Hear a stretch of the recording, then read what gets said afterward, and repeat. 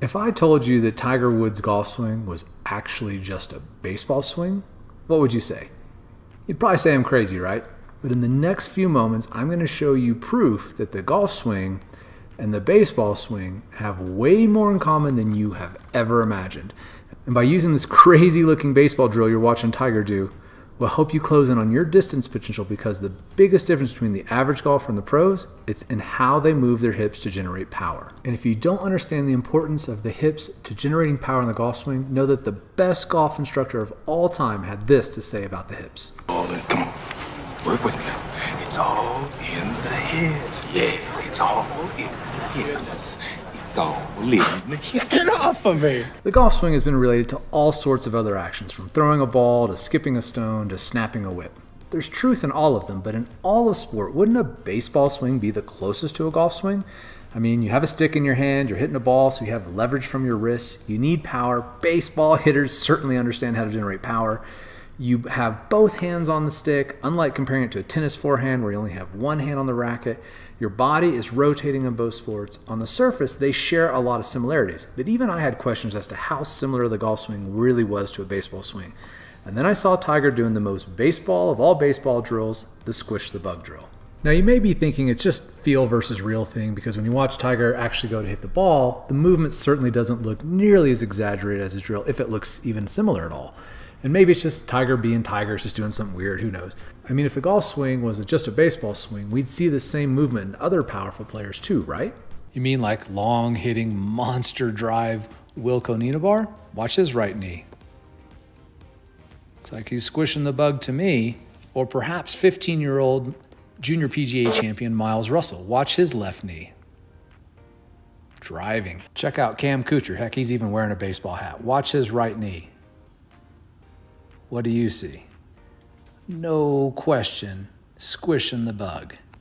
Check out this collegiate player and just listen to the speed he generates. Watch this. That's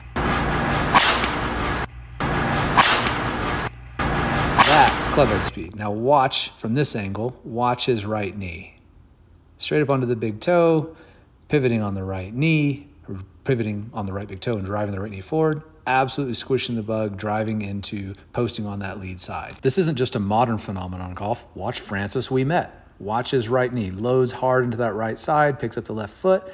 Watch his right knee, right big toe, driving forward. Nicklaus, look at him get into that right side. Look at how far his right leg is back. Now watch how far that right knee moves forward.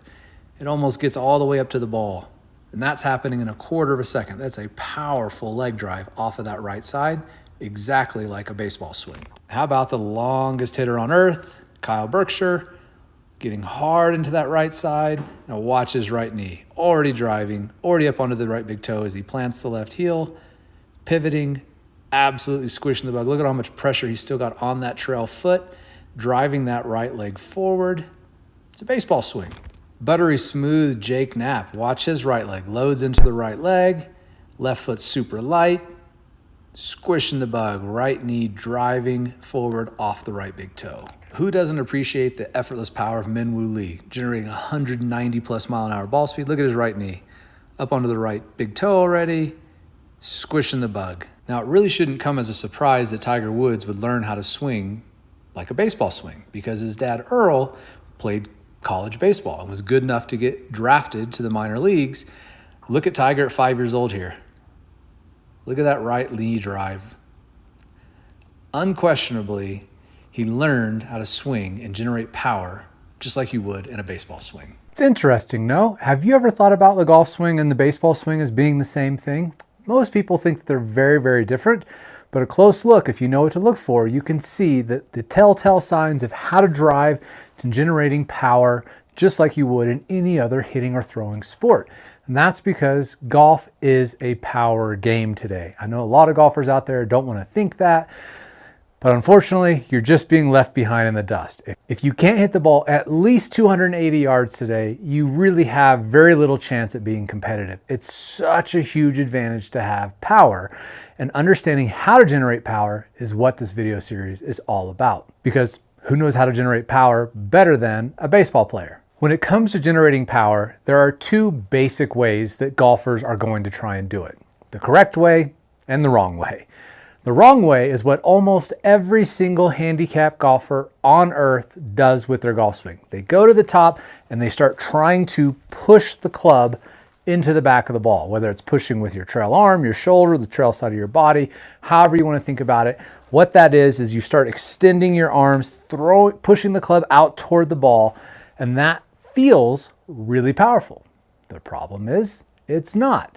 Just because it feels really strong and feels really powerful doesn't mean it's going to generate speed. And speed is the name of the game if you don't want to be left in the dust off the tee. If you want speed, that comes from understanding how to throw the club into the back of the ball. And that has to be done in a very specific way. And the catch is, it's the opposite of what you think. Most golfers go to the top of their swing, they get their arms and shoulders loaded up, and they start trying to turn and then push the club with their trail arm, their dominant hand. Most golfers are right-handed, so they get this arm loaded up and start trying to push the club into the back of the ball.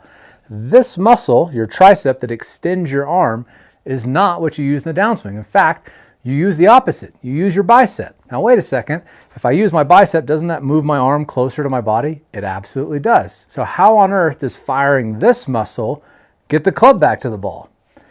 That's the trick. And that's why you don't have effortless power in your swing. You're using the exact opposite muscles that the pros are.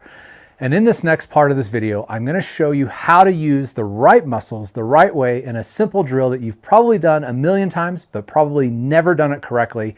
And it's going to help you understand how to generate truly effortless power. So if you're tired of moving up a set of tees every year and you want to step back to the big boy tees and start hitting the ball as far as you know you can, click that link in the description below. I'm going to give you a simple drill that's going to show you how to correctly to generate crazy speed with no effort and no strain on your body.